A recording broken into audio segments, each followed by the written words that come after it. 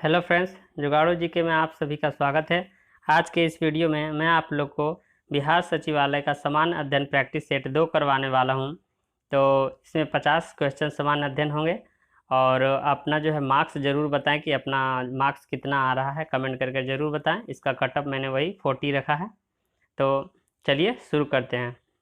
Question number 1 कहता है कि यदि कोई फर्म पूर्ण प्रतिस्पर्धा में अल्पावधि में हानि में चल रही है तो ऑप्शन नंबर 1 उसे अपना उत्पादन और कीमतें बढ़ा देनी चाहिए। ऑप्शन 2 उसे अपना उत्पादन और कीमतें घटा देनी चाहिए। ऑप्शन 3 जब तक उसकी परिवर्तनीय लागत की पूर्ति न हो जाए तब तक उसे चालू रहना चाहिए। ऑप्शन 4 उसे बंद कर देना चाहिए और उद्योग को छोड़ देना चाहिए। इसका बताएं आंसर।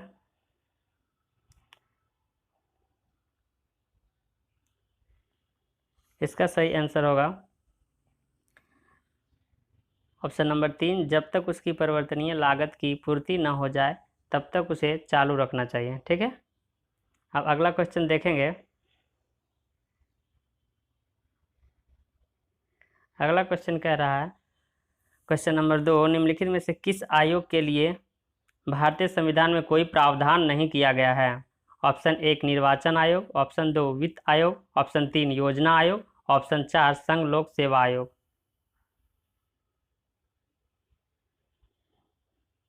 तो इसका सही आंसर होगा योजना आयोग, ऑप्शन नंबर 3। ठीक है, अगला क्वेश्चन देखेंगे। क्वेश्चन नंबर 3, किस सुल्तान को खलीफा से सम्मान वस्त्र प्राप्त हुआ था। Option 1 Alauddin Khilji, option 2 Iltutmish, option 3 Balban, option 4 Qutbuddin Aibak.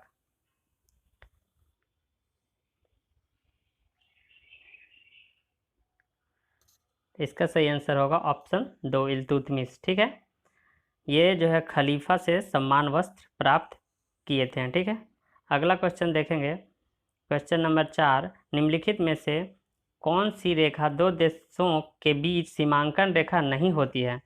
Option 1 अंतर्राष्ट्रीय दिनांक रेखा, ऑप्शन 2 मैकमोहन रेखा, ऑप्शन 3 रेडक्लिफ रेखा, ऑप्शन 4 डुरंड रेखा। इसका आंसर बताएं आप लोग।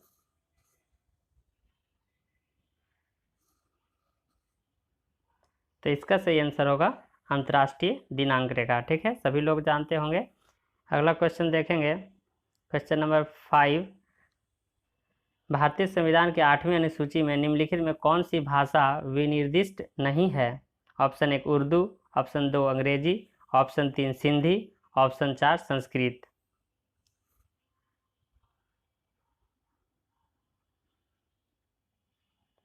तो इसका सही आंसर होगा अंग्रेजी। ठीक है, अंग्रेजी भाषा जो है 8वीं अनुसूची में शामिल नहीं किया गया है।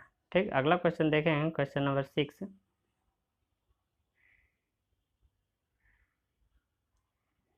भारत के किस राज्य की क्षेत्रफल एवं जनसंख्या की दृष्टि से समान रैंकिंग स्थिति है। Option 1 Manipur, option 2 Meghalaya, option 3 Nagaland, option 4 Gujarat.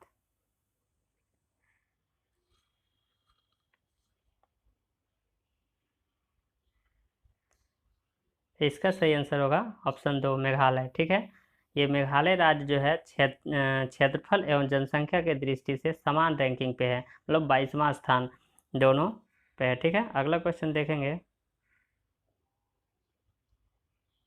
Question number 7 देखेंगे आप लोग। निम्नलिखित में कौन सा कर अप्रत्यक्ष कर है।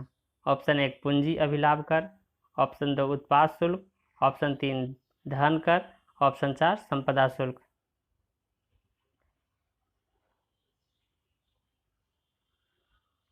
इसका सही आंसर होगा उत्पाद शुल्क, ऑप्शन नंबर 2। ये एक अप्रत्यक्ष कर है। ठीक है, अगला क्वेश्चन देखेंगे। क्वेश्चन नंबर 8, विच्छेदक नदी के घुमाव में बनी झील को क्या कहते हैं। ऑप्शन 1 प्लेया झील, ऑप्शन 2 उल्कामय झील, ऑप्शन 3 ऑक्सबो झील, ऑप्शन 4 कटोरा कार झील। इसका आंसर बताएं आप लोग कमेंट कर।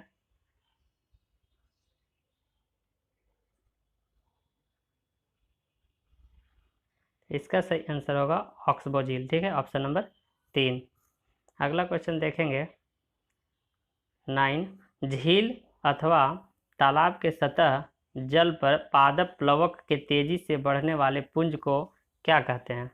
ऑप्शन 1 सुपोषण, ऑप्शन 2 जल प्रस्फुटन, ऑप्शन 3 जल प्रदूषण, ऑप्शन 4 जल संबूल।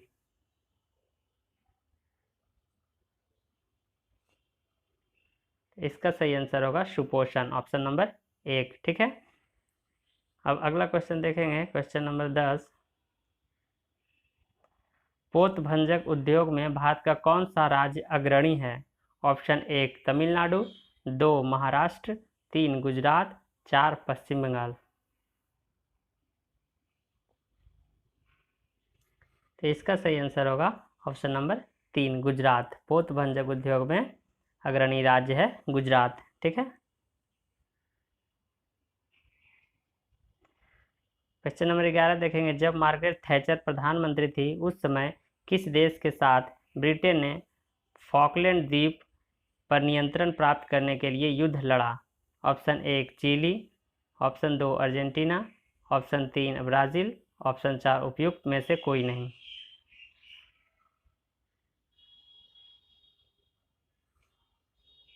तो इसका सही आंसर होगा अर्जेंटीना। ठीक है, अर्जेंटीना, ऑप्शन नंबर 2। अगला क्वेश्चन देखेंगे, निम्नलिखित का मिलान कीजिए।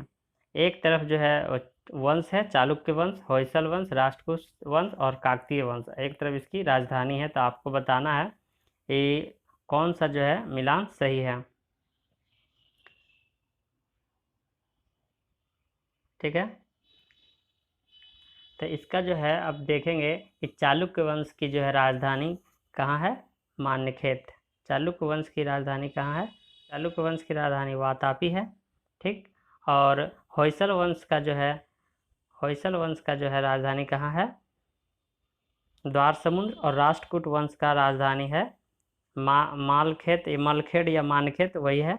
और काकतीय वंश का राजधानी वारंगल। फिर से, जो कि ऑप्शन नंबर इसमें देख सकते हैं कि चालुक्य वंश की राजधानी वातापी, ऑप्शन नंबर 1 होगा। ठीक है, ऑप्शन नंबर 1 होगा। ठीक है, तो और मैंने बता भी दिया कि चालुक्य वंश की राजधानी कहाँ है? वातापी। और होयसल वंश की राजधानी जो है द्वार समुद्र, और राष्ट्रकूट वंश की राजधानी मलखेद या मान्यखेत, और काकतीय वंश की राजधानी वारंगल। ठीक है, ऑप्शन नंबर 1। अगला क्वेश्चन देखेंगे, क्वेश्चन नंबर 3। महात्मा गांधी की विश्व में सबसे लंबी मूर्ति कहाँ स्थित है?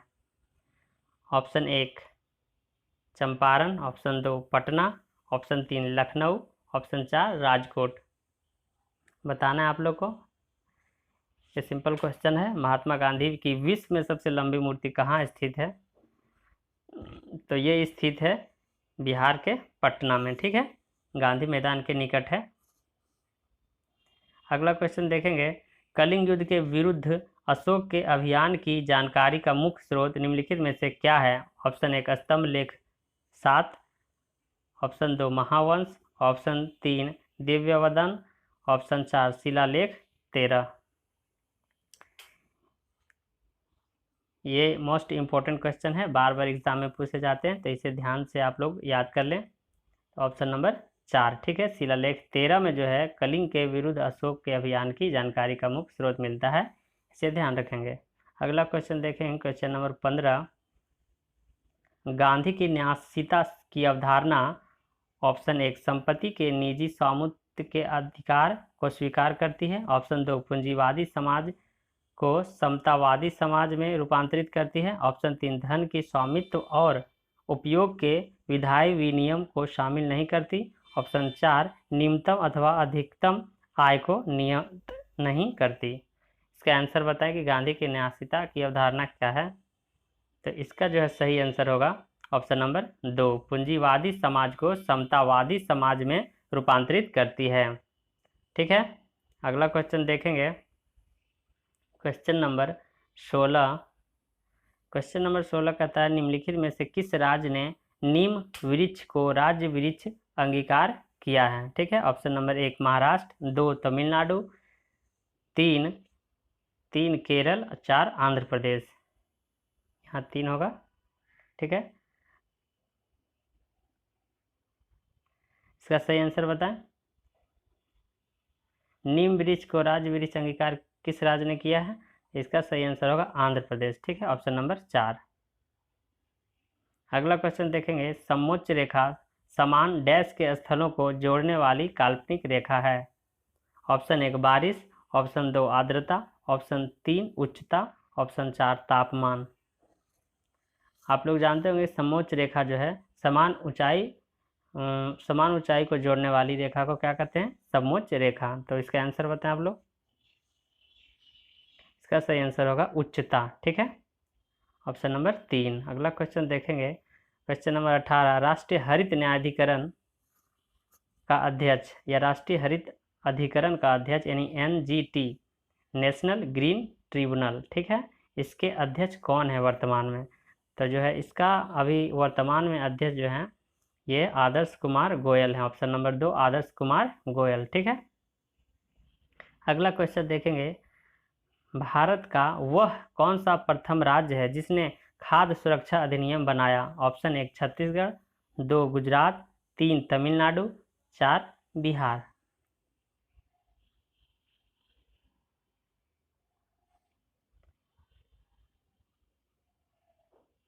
खाद्य सुरक्षा अधिनियम बनाने वाला प्रथम राज्य कौन है?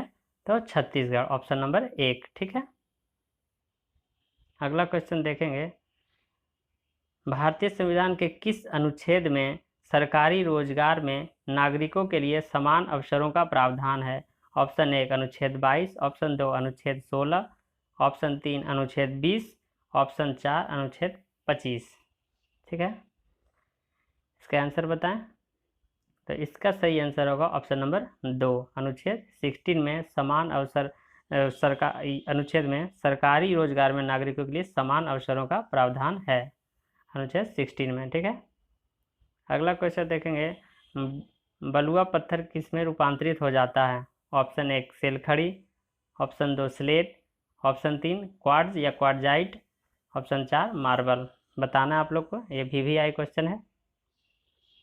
तो इसका सही आंसर होगा क्वार्टजाइट, ऑप्शन नंबर 3, बलुआ पत्थर रूपांतरित हो जाता है क्वार्टजाइट में। ठीक है, अगला क्वेश्चन देखेंगे, व्यवसाय पर कर की वसूली किसके द्वारा की जा सकती है?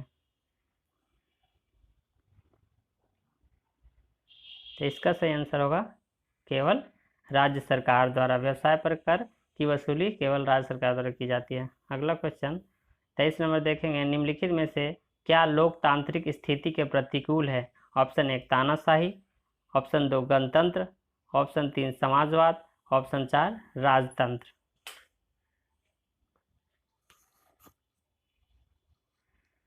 इसका सही आंसर होगा ऑप्शन नंबर 1 तानाशाही। ठीक है, लोकतांत्रिक स्थिति के प्रतिकूल है तानाशाही। ठीक है, अगला क्वेश्चन देखेंगे 24 नंबर, निम्नलिखित में से क्या पूंजी का कार्य नहीं है? ऑप्शन 1 मूल्य अंतरण, ऑप्शन 2 मूल्य संग्रह, ऑप्शन 3 कीमत स्थिरीकरण, ऑप्शन 4 मूल्य मापन। पूंजी का कार्य नहीं है, बताना है आप लोग को। इसका सही आंसर होगा ऑप्शन नंबर 3 कीमत स्थिरीकरण जो है पूंजी का काम नहीं है। ठीक है, अगला क्वेश्चन देखेंगे, ये क्वेश्चन का निम्नलिखित का मिलान कीजिए। ये एक तरफ है हंटर कमीशन और उसका जो है स्थापना या फिर उस हंटर कमीशन जो है कब आया ये बताना है आप लोग को। तो ये मैं बता दूं आप लोग को कि हंटर कमीशन जो है वो 1882 में आया। ठीक है, वर्धा स्कीम 1937 और यूनिवर्सिटी एक्ट होगा 1904 और राधा कृष्णन कमीशन 1948। ठीक है, फिर से सुन लें आप लोग, Hunter commission 1882, Wardha scheme 1937, university act 1904 और राधा कृष्णन कमीशन 1948। ठीक है, ये इसमें मिला लें कि किस ऑप्शन में होगा। तो हंटर कमीशन 1882 ऑप्शन नंबर 4। ठीक है, ऑप्शन नंबर 4 होंगे। ठीक, अगला क्वेश्चन देखेंगे, क्वेश्चन नंबर 26, बंद अर्थव्यवस्था का क्या अर्थ है? बताना आप लोग को, बंद अर्थव्यवस्था किसे कहेंगे? तो इसका सही आंसर होगा ऐसा अर्थव्यवस्था, ऐसा देश जिसमें कोई आयात एवं निर्यात ना हो, ऑप्शन नंबर 4। बंद अर्थव्यवस्था क्या होंगे? ऐसा देश जिसमें कोई आयात एवं निर्यात ना हो। अगला क्वेश्चन देखेंगे आप लोग, क्वेश्चन नंबर 27, गंधार कला किसके अधीन फली फूली? ऑप्शन 1 कुषाण काल, ऑप्शन 2 सातवाहन काल, ऑप्शन 3 गुप्त काल, ऑप्शन 4 मौर्य काल। आपको बताना है कि गांधार कला किसके अधीन फली फूली है। तो इसका सही आंसर होगा ऑप्शन नंबर 1 कुषाण काल में। ठीक है, कनिष्क के शासन काल में जो है गांधार कला अधीन फली फूली है। ठीक है, अगला क्वेश्चन देखेंगे। संतुलन स्तर स्थिति में डैश ऑप्शन जो है आपके सामने है, देख लें। वो ऑप्शन 1 उद्योग दीर्घ अवधि में साम्य अवस्था में होता है। ऑप्शन 2 उत्पादकों को न्यूनतम हानि होती है। ऑप्शन 3 विक्रेता अधिकतम लाभ अर्जित करता है। ऑप्शन 4 फर्म शून्य लाभ स्थिति में होती है। इसका आंसर बताना है आप लोग को। तो इसका सही आंसर होगा ऑप्शन नंबर 4 फर्म शून्य लाभ स्थिति में होती है। संतुलन स्तर कब होगा? जब फर्म शून्य लाभ स्थिति में होगी। ठीक, अगला क्वेश्चन देंगे। जहां कोई कानून नहीं होता वहां कोई स्वतंत्रता नहीं होती, यह किसने कहा था? ये मोस्ट इंपॉर्टेंट क्वेश्चन है। Option 1 Bentham, option 2 Lenin, option 3 Marx, option 4 Locke. किसने ये कहा था कि जहां कोई कानून नहीं होता वहां कोई स्वतंत्रता नहीं होता? तो इसका सही आंसर होगा ऑप्शन नंबर 4 लॉक ने ये बात कहा था। ठीक है, क्वेश्चन नंबर 30 देखेंगे। भारत के मुख्य न्यायमूर्ति के बारे में निम्नलिखित में कौन सा कथन सही नहीं है? कौन सा कथन सही नहीं है ये बताना है आप लोग को। ठीक है, तो ऑप्शन 1 कह रहा है वह सभी उच्च न्यायालय के मुख्य न्यायमूर्ति की नियुक्ति करते हैं। ऑप्शन 2 भारत के मुख्य न्यायमूर्ति राष्ट्रपति को पद की शपथ दिलाते हैं। ऑप्शन 3 जब राष्ट्रपति और उपराष्ट्रपति दोनों के पद एक साथ रिक्त हो जाते हैं तब भारत के मुख्य न्यायमूर्ति राष्ट्रपति के कार्यों का निर्वहन करते हैं। ऑप्शन 4 भारत के मुख्य न्यायमूर्ति 65 वर्ष की आयु तक अपने पद पर रह सकते हैं। ये मोस्ट इम्पॉर्टेंट क्वेश्चन है, इसको याद कर लें आप लोग। तो इसका सही आंसर होगा जो है ऑप्शन नंबर 1। ऑप्शन नंबर 1 सही है। ठीक है, वह सभी उच्च न्यायालय के मुख्य न्यायमूर्ति की नियुक्ति करता है। ये जो है ऑप्शन नंबर ये कि कौन सा सही नहीं है ये चुनना था, इसलिए ये ऑप्शन नंबर 1 होगा, क्योंकि जो है सभी उच्च न्यायालय के मुख्य न्यायमूर्ति की नियुक्ति राष्ट्रपति करते हैं। ठीक है, न कि भारत के मुख्य न्यायमूर्ति। अब अगला क्वेश्चन देखेंगे, क्वेश्चन नंबर 31। भारतीय संविधान का कौन सा भाग राज्य के नीति निर्देशक सिद्धांतों से संबंध है? ऑप्शन 1 भाग 1, ऑप्शन 2 भाग 3, ऑप्शन 3 भाग 4, ऑप्शन 4 भाग 5। यानी कि भाग 1, भाग 3, भाग 4 और भाग 5 में बताना है कि नीति निर्देशक सिद्धांत से संबंधित भाग। तो इसका सही आंसर होगा भाग 4। ठीक है, ऑप्शन नंबर 3 जो है नीति निर्देशक सिद्धांत जो है भाग 4 से संबंध है। अगला क्वेश्चन देखेंगे, क्वेश्चन नंबर 32। भारत के संविधान का 44वां संशोधन मौलिक अधिकारों की श्रेणी में से निम्न में से किस अधिकार को हटाता है? ऑप्शन 1 बोलने की स्वतंत्रता, ऑप्शन 2 विधि के समक्ष समता, ऑप्शन 3 संपत्ति का अधिकार, ऑप्शन 4 धर्म की स्वतंत्रता। इसका सही आंसर होगा ऑप्शन नंबर 3 संपत्ति का अधिकार को 44वां संविधान संशोधन द्वारा जो है इसे हटा दिया गया। ठीक है, 33 नंबर देखेंगे। बिहार के प्रथम मुख्यमंत्री कौन थे? ऑप्शन 1 कृष्ण सिंह, ऑप्शन 2 केवी सहाय, ऑप्शन 3 महामाया प्रसाद सिन्हा, ऑप्शन 4 कर्पूरी ठाकुर। तो इसका सही आंसर होगा ऑप्शन नंबर 1 श्री कृष्ण सिंह। ठीक है, बिहार के प्रथम मुख्यमंत्री कौन थे? श्री कृष्ण सिंह। अगला क्वेश्चन देखेंगे, क्वेश्चन नंबर 34। बिहार में कृषि विश्वविद्यालय स्थापित है। ऑप्शन 1 समस्तीपुर पूसा में, ऑप्शन 2 मोतिहारी में, ऑप्शन 3 मुजफ्फरपुर में या ऑप्शन 4 नालंदा हिल्सा में। ये सभी लोग जानते होंगे जो बिहार के हैं। बिहार में कृषि विश्वविद्यालय कहाँ है? समस्तीपुर पूसा में। ठीक है, अगला क्वेश्चन देखेंगे 35 नंबर। डॉक्टर मनमोहन सिंह के से ठीक पहले भारत के प्रधानमंत्री कौन थे? ये बताना है कि जो मनमोहन सिंह से पहले कौन प्रधानमंत्री थे।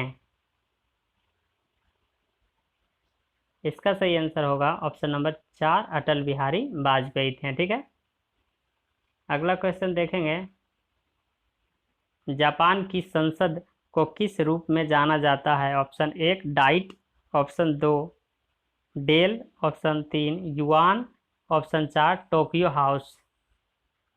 जापान की संसद को किस नाम से जाना जाता है? इसका सही आंसर होगा ऑप्शन 1 डाइट। डाइट के नाम से जाना जाता है। क्वेश्चन नंबर 37 देखेंगे, जेमिनी राय किस के रूप में प्रसिद्ध हैं? ऑप्शन 1 नर्तक, ऑप्शन 2 जादूगर, ऑप्शन 3 व्यंग्य चित्रकार, ऑप्शन 4 पेंटर। यानी कि जेमिनी राय संबंधित हैं। ये 4 ऑप्शन बताना है आपको किससे संबंधित है। इसका सही आंसर होगा ऑप्शन नंबर 4 पेंटर। जेमिनी राय क्या थे? एक पेंटर थे।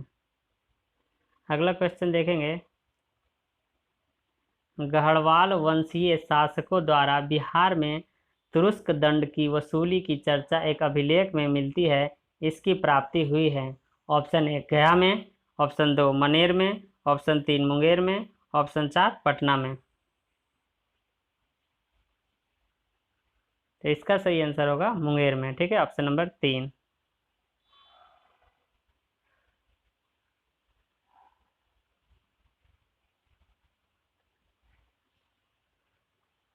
क्वेश्चन नंबर 39 देखेंगे, एनसीईआरटी का अर्थ है, यानी कि एनसीईआरटी का फुल फॉर्म बताना है आप लोग को। इसका सही आंसर होगा option number 2 national council of educational research and training. सभी लोग जानते होंगे। तो अगला क्वेश्चन चलते हैं। Question number 40, film slum dog millionaire का निर्देशन किसने किया था? Option 1 Anil Kapoor, option 2 Prakash Jha, option 3 Danny बायल, ऑप्शन 4 शामोन ब्यूफाय। तो इसका सही आंसर होगा ऑप्शन नंबर 3 डैनी बायल। ठीक है, अगला क्वेश्चन देखेंगे। क्वेश्चन नंबर 41 देखेंगे कि माउंट एवरेस्ट पर चढ़ने वाली पहली अपंग महिला कौन है?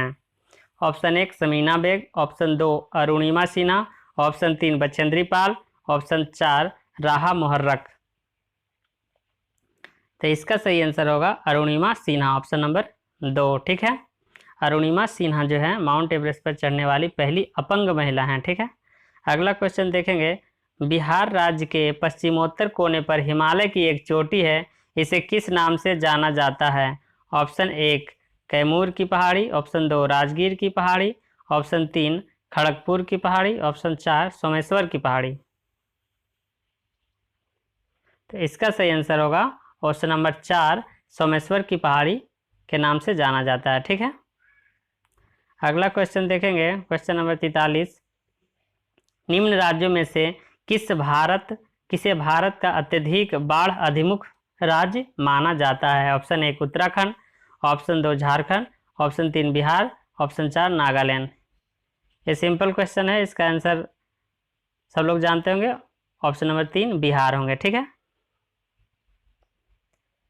क्वेश्चन नंबर 44 देखेंगे, पुस्तक मुद्रा राक्षस का लेखक निम्न से कौन था?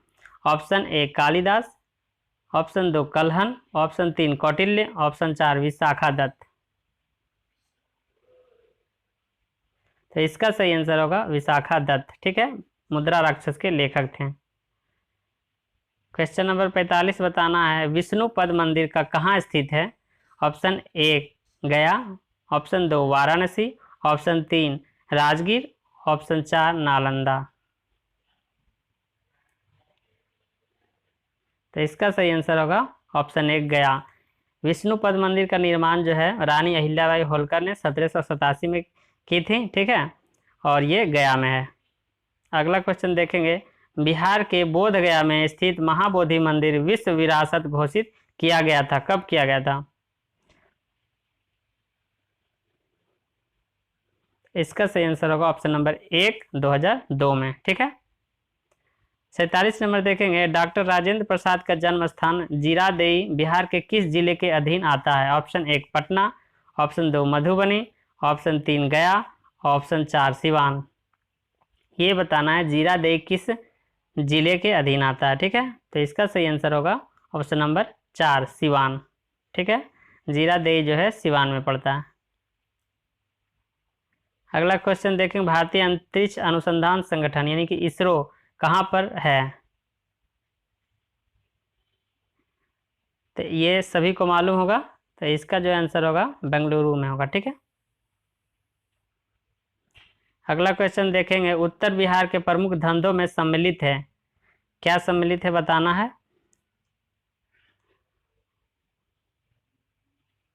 तो इसका सही आंसर होगा ऑप्शन नंबर 3, चीनी, जूट, कागज एवं दवा। ठीक है, जो कि उत्तर बिहार के प्रमुख धंधों में सम्मिलित है। अगला क्वेश्चन देखेंगे एंड लास्ट क्वेश्चन, निम्न में से कौन सा राष्ट्रीय उच्च राजमार्ग बिहार से होकर गुजरता है। राजमार्ग 77, 19 या 30, या उपयुक्त में से सभी। तो इसका जो आंसर होगा ऑप्शन नंबर 4, उपयुक्त सभी जो है राष्ट्रीय उच्च मार्ग बिहार से होकर गुजरता है। ठीक है, तो आज के वीडियो यहीं तक रखते हैं। Thank you for watching this video.